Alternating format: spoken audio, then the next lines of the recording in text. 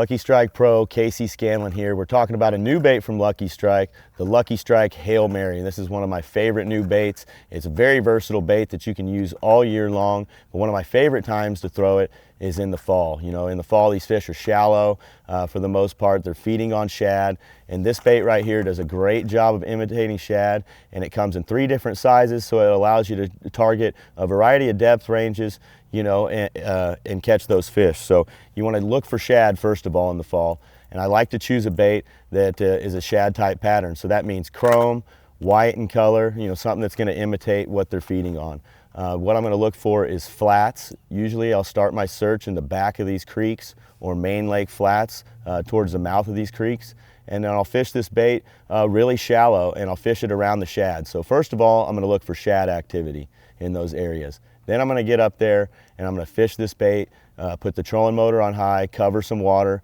and fish it with a pretty fast retrieve. You know, every once in a while I'm going to flutter it, let it go down. But this is a very weedless bait, and it's also a very snag resistant bait. This wider head right here produces a very unique vibration that attracts those fish, and it also allows it to bounce off cover and come through weeds surprisingly good. So I'm going to look for any kind of cover on those flats, whether it's stumps and laydowns or grass. I'm going to look for that kind of cover. I'm going to fish this bait through it. So if it's grass, I'm going to continually pop that bait out of the grass and look for edges and holes in it. And if it's fishing laydowns and stumps, I'm going to fish it around the edge of those stumps and try to hit it into those stumps and deflect it a little bit. But look for cover on those flats, get shallow, fish it fast. If you're fishing really, really shallow, the 1/2 ounce size is my go-to size.